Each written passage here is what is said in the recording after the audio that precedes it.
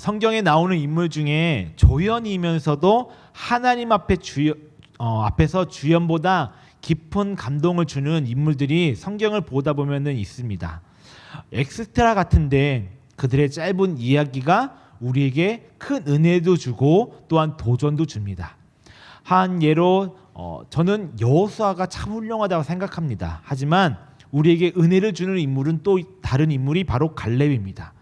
다윗도 우리에게 너무나도 훌륭합니다. 하지만 또 어떤 면에서는 요나단이라는 인물이 조연임에도 불구하고 훨씬 더 아름다움을 우리에게 보여줍니다. 또한 바울과 바나바가 있습니다. 그 중에 바울도 너무나도 위대하지만 이 바나바의 헌신도 너무나도 우리에게 은혜를 줍니다. 그 외에 디모데, 디도 그리고 빌레몬 같은 많은 사람들이 주연은 아니었지만 조연으로서 하나님께 쓰임받고 빛나는 모습을 우리에게 보여주고 있습니다. 이들의 공통점은 무엇일까요? 바로 충성스럽다라는 것입니다. 이들은 하나님이 자신들에게 허락하신 영적인 리더에게 정말 충성스럽게 순종하고 나아갔다는 것입니다. 상황이나 조건에 상관없이 내 삶에서 한결같이 충성하는 삶을 아름답게 보여주고 있다는 것입니다. 그 결과 그 하나님에게도 충성스러웠다는 것을 보여주고 있는 것입니다. 비록 힘들고 어렵고 남들에게 주목받지 못하는 자리라 할지라도 어떤 경우에는 잊혀지는 자리에 불과하더라도 때로는 버림받은 것처럼 보일 수 있다 할지라도 그것이 하나님께서 나에게 맡겨주신 자리라면 우리가 그 순간 인정하는 순간 그들은 하나님께 충성을 다했다는 것을 성경을 묵상하다 보면 볼 수 있습니다. 이들이 끝까지 충성스러웠던 이유는 무엇일까요? 이들은 기도하는 사람들이었기 때문에 끝까지 그 자리에 맡겨진 자리에서 충성할 수 있었습니다. 기도하지 않고는 충성스러움을 가질 수가 절대로 없습니다. 왜냐하면 이 충성스럽다는 말이 믿음 있음을 전제하고 있기 때문입니다. 충성이라는 헬라어가 피스티스라는 단어인데 이 단어가 히브리서 11장의 믿음에서도 똑같은 말로 사용이 됩니다. 이처럼 성경은 충성과 믿음을 같은 단어로 보고 있다는 것입니다. 무슨 말입니까? 이 충성스럽다는 것은 당신에게 믿음이 있습니다 라는 것을 우리에게 알려주고 있는 것입니다. 믿음이 있다는 것은 무엇입니까? 그가 기도하는 사람이라는 것을 우리가 알 수 있습니다. 기도하지 않고는 믿음을 온전히 절대로 지킬 수가 없습니다. 느헤미야가 그랬고 또한 예수님도 기도 외에 다른 것으로는 이러한 종류가 나갈 수 없다고 말씀해 주시고 있습니다. 기도는 우리에게 있어서 믿음의 중요한 표현입니다. 기도하지 않고 믿음이 있는 사람이라고 절대로 말할 수가 없습니다. 기도는 믿음의 중요한 우리에게 실천이기도 합니다. 우리가 표현하는 모습 중에 하나라고 합니다. 히브리서 11장 6절 우리가 지난주에도 읽었지만 믿음이 없이는 하나님을 기쁘시게 하지 못하나니 하나님께 나아가는 자는 반드시 그가 계신 것과 또한 그가 자기를 찾는 자들에게서 상 주시는 이심을 믿어야 할지니라 라고 말하고 있습니다. 이는 기도에 관한 이야기합니다. 믿음과 기도가 함께 언급되고 있습니다. 믿음의 가장 구체적인 표현이 기도라는 것입니다. 정말 믿음 있는 사람은 기도의 사람이라는 것입니다. 충성은 믿음이고 또한 믿음은 기도입니다. 이 삼각형이 잘 이루어져야 믿음 있는 사람, 기도의 사람, 그리고 복음의 사람이라고 우리는 알 수 있습니다. 충성스러운 사람은 기도하는 사람이고 그 기도하기 때문에 그 어떠한 상황에서도 자기에게 맡겨진 일을 충성스럽게 해나갈 수 있다는 것입니다. 충성스러운 사람이 기도하는 사람이라고 말할 수 있는 또 다른 이유가 있습니다. 기도만이 이 충성스러움의 온전한 내적인 동기와 그 동력이 될 수 있다고 이야기하고 있습니다. 충성스러우면은 사람들의 인정이나 그리고 사람들의 칭찬을 초월해서 자기의 일을 할 수 있습니다. 조연들에게 그리고 사람들에게 제일 어려운 게 있다면 무엇입니까? 그리고 직장 다니고 있는 우리 청년들에게 어려운 게 있다면 무엇입니까? 내가 어떤 일을 하는가 가운데서 남들이 알아주지 않고 인정하지 않는다는 것입니다. 칭찬이 없으면 참 힘듭니다. 남들이 알아주고 인정해 주는 것은 주연들의, 그리고 일 너무나 열심히 하고 튀는 사람들의 이야기입니다. 인간은 다른 사람의 인정이나 칭찬이 없으면 내적으로, 마음으로 지속적인 동기부여와 힘을 얻을 수가 없습니다. 내가 하는 일에 대해서 흔들림도 있게 됩니다. 아무도 안 보고 아무도 몰라주면 절대로 지속적인 힘과 에너지를 가질 수가 없습니다. 그것이 우리의 인간의 연약함이라는 것입니다. 그런데도 충성스러울 수 있다는 것은 그들이 남들의 인정을, 그리고 칭찬을 뛰어넘었다는 것입니다. 기도하는 사람들은 사람들이 인정하지 않고 알아주지 않아도 상관이 없다는 것입니다. 하나님이 알아주시고 하나님에게 말씀드릴 수 있고 기도할 수 있으면 그걸로 충분하다는 것입니다. 그리고 하나님과 교제하기 때문입니다. 기도하는 가운데 하나님의 말씀이, 하나님의 감동이, 하나님의 은혜가 임하면 세상이 줄 수 없는 열정과 그리고 에너지와 동기가 생기기 때문이라는 것입니다. 꼭 세상 일만 그럴까요? 교회 안에서도 마찬가지입니다. 교회 안에 성도들만 그럴까요? 아니요. 목회자들도 이것 때문에 너무나도 힘들어합니다. 그리고 이것 때문에 서로 갈등도 생기기도 합니다. 성경은 많은 위대한 인물들이 끝까지 충성스러웠던 이유는 그들이 기도하는 사람이었기 때문이라고 이야기합니다. 그 중에 한 사람이 오늘 우리가 잘 알려지지 않았고 어떤 사람들에게는 처음 듣는 사람일 수도 있겠고, 그리고 잘 알려지지 않았지만 그 엘리에셀이라는 인물을 통해서 우리가 기도의 사람을 잘 발견하길 원합니다. 아브라함의 종이었습니다. 이 엘리에셀이라는 사람은 어떤 뛰어난 선지자도 아니었고, 그렇다고 하나님께서 직접 부르신 사람도 아니었습니다. 그냥 아브라함의 종이었습니다. 그런데 이 엘리에셀은 충성스러운 기도의 사람이었습니다. 어떤 사람이 충성스러운 기도의 사람입니까? 그리고 어떻게 해야 그런 삶을 살아갈 수 있을까요? 이 엘리에셀의 주인인 아브라함은 우리가 잘 알고 있듯이 믿음의 조상이고 기도의 사람임을 알고 있습니다. 이 아브라함은 기도함으로 하나님이 주신 그 언약을 붙들고 아름답게 자신의 삶을 나아가는 믿음의 조상이었습니다. 그런데도 이 엘리에셀의 기도 또한 아브라함에 못지 않았다는 것입니다. 아브라함의 기도 중 상당 부분은 이 엘리에셀의 기도였다는 것을 성경을 보면 알 수 있습니다. 분리되지 않습니다. 이렇게 생각해 볼 수 있습니다. 저는 목회자입니다. 목회자로서 개인적으로 기도를 합니다. 하지만 이 개인만의 기도만으로는 내 문제는 해결할 수 있지만 공동체, 우리 청년부 아니면 교회의 문제를 모두 감당할 수는 없는 것입니다. 그래서 목회자들은 기도의 동역자들에게 기도의 요청을 합니다. 장로님들이나 권사님들, 중보기도팀에게, 또한 우리 청년들에게, 리더들에게 기도의 요청을 합니다. 그러면 제가 하나님 앞에, 목회자가 하나님 앞에 사역하는 동안은 그 동역자들과 함께 기도가 바로 목회자의 기도가 되는 것입니다. 그리고 목회자가 하는 기도는 동역자들의 기도가 되는 것입니다. 이것이 기도의 동역자들이 누리는 은혜이고 그리고 행복이고 비밀이라는 것입니다.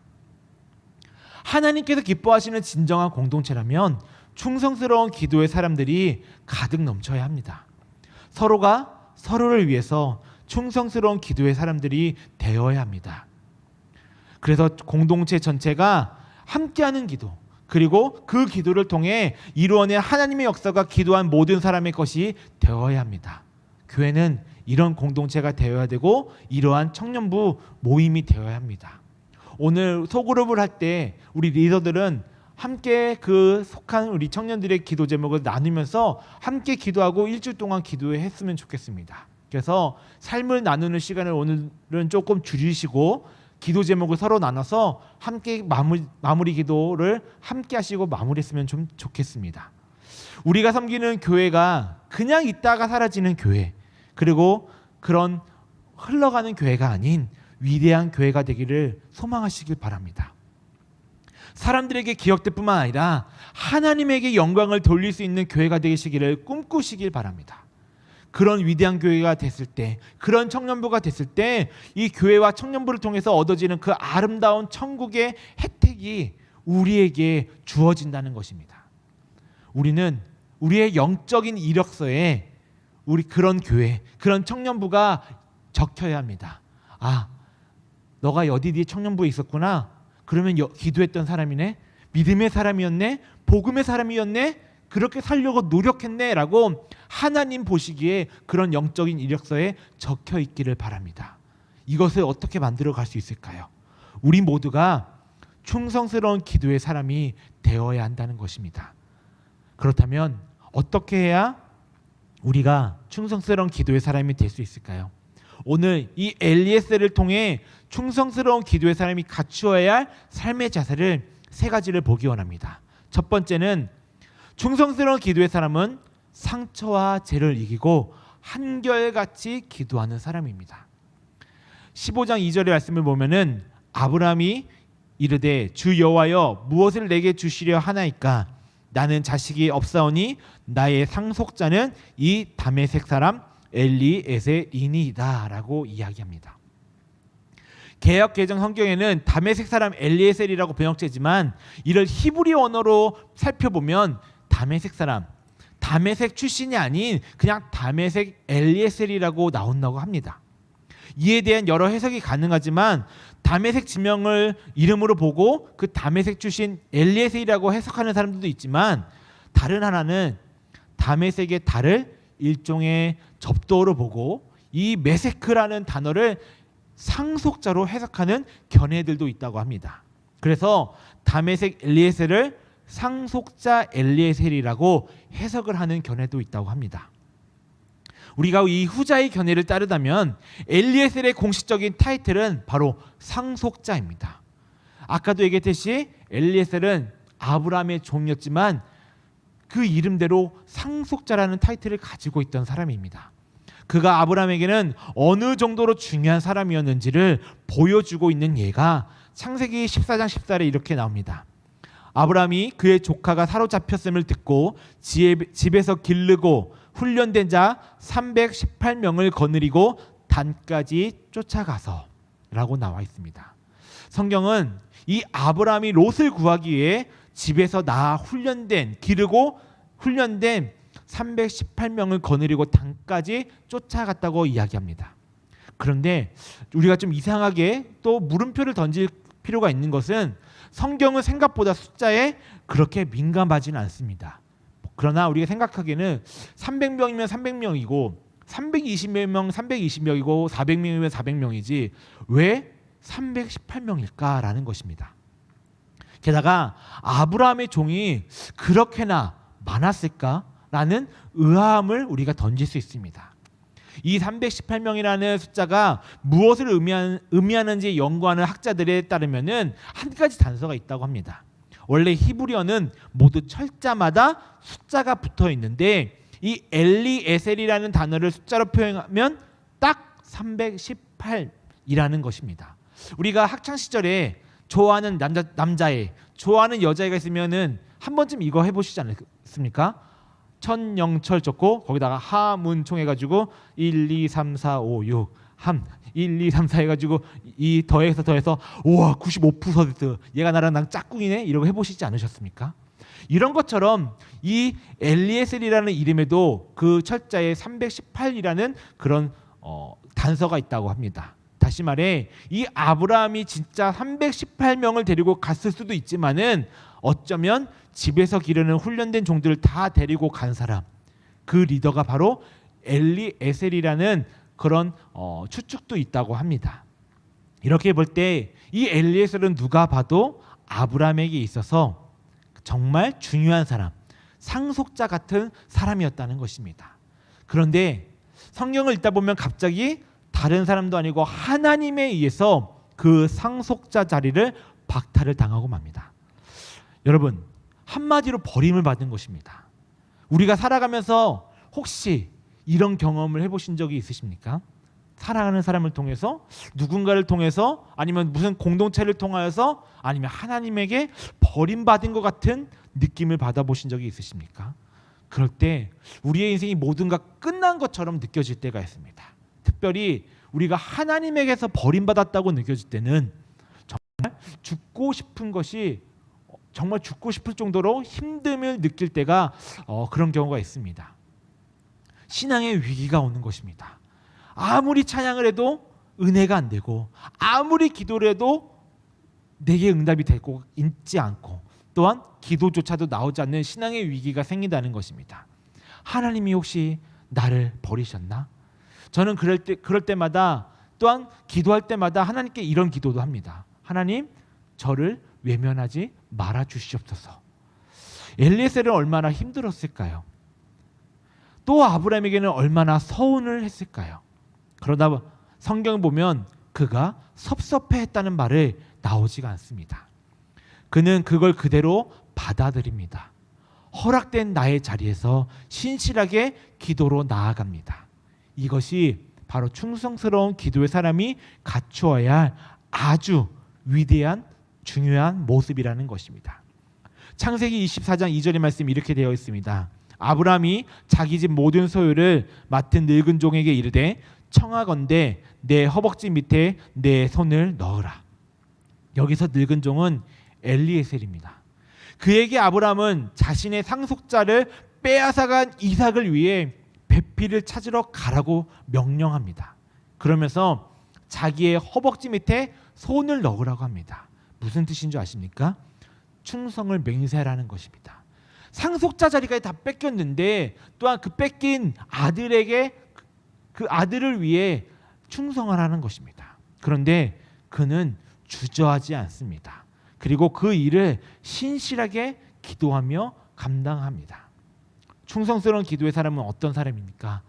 기도함으로 내 마음의 상처를 이겨나가는 사람이고, 아니 그 상처를 이기고 기도하는 사람이라는 것입니다. 상한 마음 때문에 기도를 멈추는 것이 아니라 그런 일이 있다 할지라도 보좌 앞으로 나아가 십자가 앞으로 나아가 하나님께 기도하는 것입니다.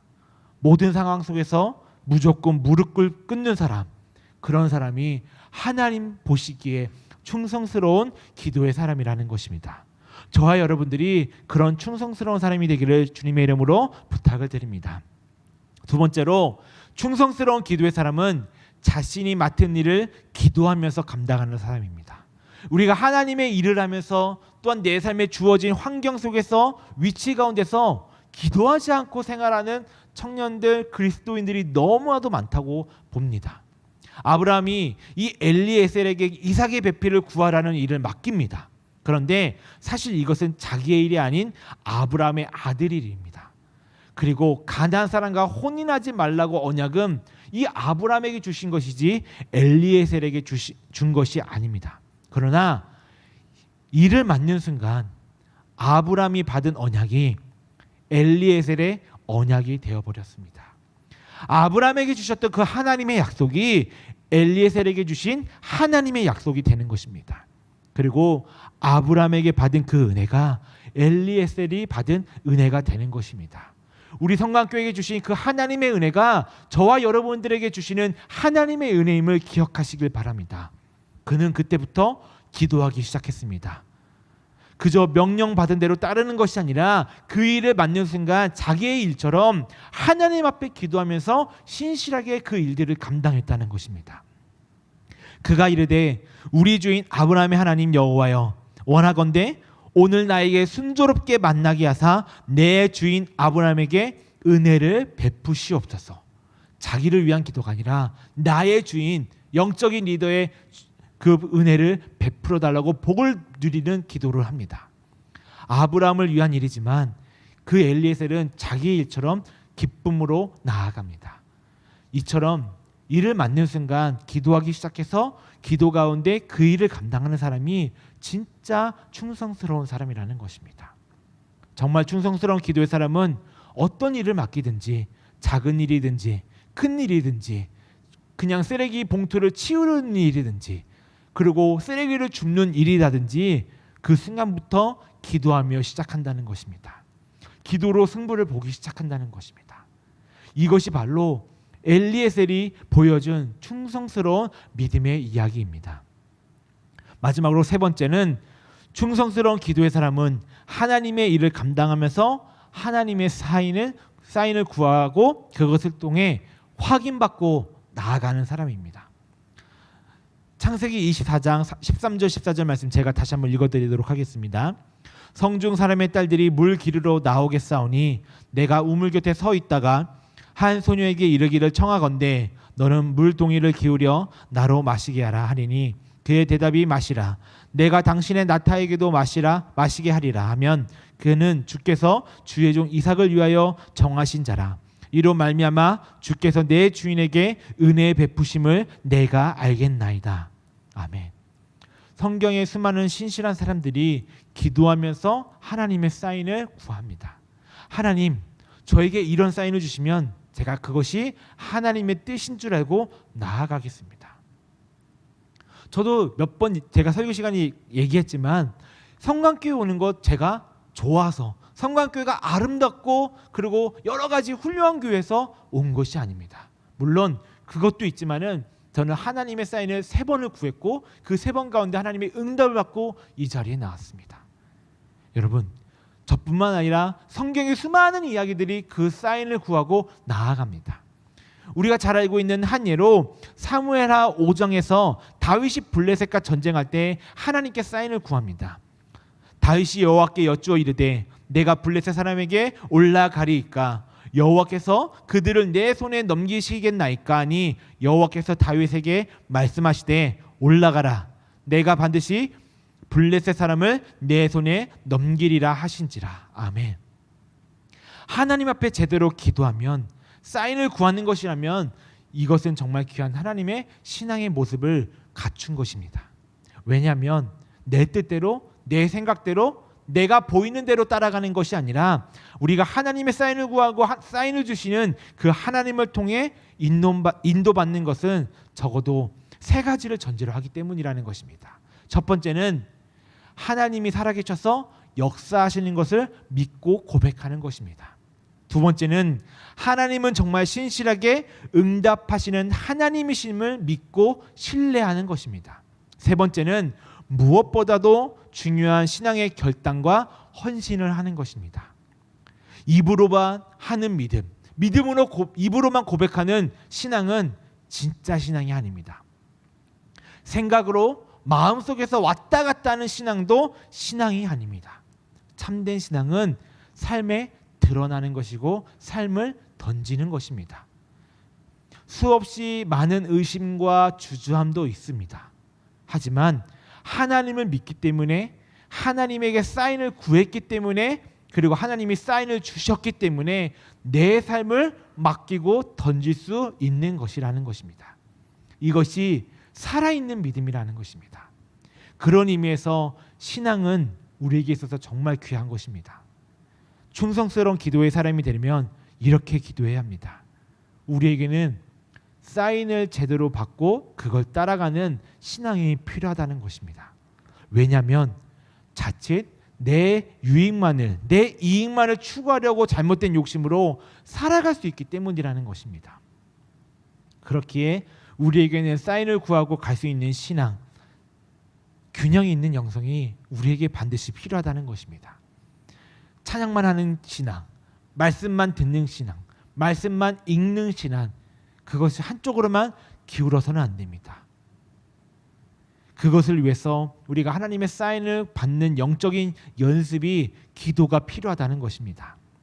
우리가 성령에 대해 우리가 알아야 할 것이 무엇입니까? 우리가 성령을 사모하고 그분의 역사를 구하면 구할수록 더 성령에 민감해지는 것입니다.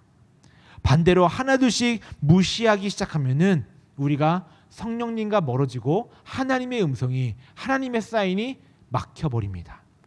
그래서 성령님을 더욱더 사모하시길 바랍니다. 그래서 구하면 구할수록 민감해지고 다시 또 구하게 되고 확인하게 되고 그런 우리의 영적인 민감성이 점점점 더 커져가는 것입니다. 사인을 구할 때 그것이 잘못된 사인 같으면 내가 먼저 합니다. 그것이 하나님께서 기뻐하시지 않는 것이라는 것을 내가 기도하게 되면은 알 수가 있게 된다는 것입니다. 성령님이 근심하는 것을 알게 되는 것이고 또한 기뻐하시는 것을 알 수가 있게 된다는 것입니다. 성령님이 맞다고 말씀하시는 것도 알고 아니라고 말씀하시는 것도 알 수 있습니다. 그래서 기도하며 연습을 해야 합니다. 사인을 구하고 그 주신 사인에 순종하는 연습, 소위 우리의 영적인 커리어, 영적인 신앙의 일기들이, 믿음의 스토리가 점점점 쌓아져 가야 한다는 것입니다. 기도는 커리어라고 볼 수 있습니다. 기도에서 응답받고 나아가는 것은 우리의 신앙의 경력을 쌓아가는 것입니다. 기도에는 천재가 없습니다. 타고난 사람이 없습니다. 어느 누구도 처음부터 기도했을 때 1시간, 2시간 하나님의 음성을 바로바로 듣는 사람은 없습니다. 그리고 어느 순간 기도해서 영적인 깊이로 바로 들어가는 사람도 없습니다. 진짜 기도의 사람은 오래 기도하고 끝까지 기도하고 포기하지 않고 계속적으로 많이 기도하는 사람입니다. 다른 방법이 없습니다. 무릎을 꿇어야 합니다. 하나님께 계속적으로 나아가야 합니다. 그리고 바르게 깊게 기도해야 합니다. 그리고 우리에게 주시는 그 하나님의 사인을 민감하게 체크해야 됩니다. 영적인 감각이 더 깊어지는 것입니다. 그런 사람이 충성된 그리스도인, 충성된 기도의 사람이라는 것입니다. 우리 찬양팀 준비해 주시기 바랍니다. 엘리에셀은 비록 아브라함의 상속자가 되지 못했습니다.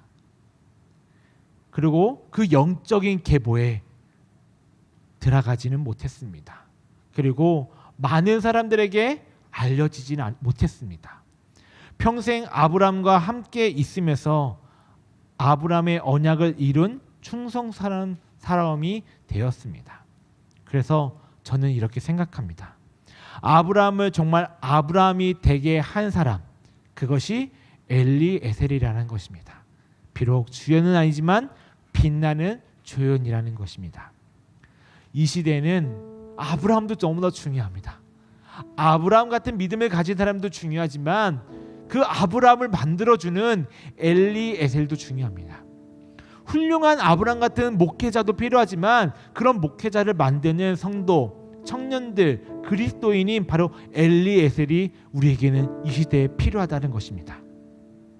자신의 이름을 알리고 싶고 또한 온 세상 앞에 드러내는 신앙의 영웅보다는 작더라도 교회 안에서, 세상 속에서, 가정 안에서 맡긴 일을 신실하고 아름답게 감당하면서 기도로 나아가는 그런 아름다운 복음의 사람, 신앙인이 되어야 한다는 것입니다. 하나님의 나라는 이러한 충성된 그리스도인, 충성된 기도의 사람들로 통해서 이루어집니다. 여러분, 저와 여러분들이 그런 충성스러운 그리스도인들이 되기를, 또한 기도의 사람이 되기를 부탁을 드립니다.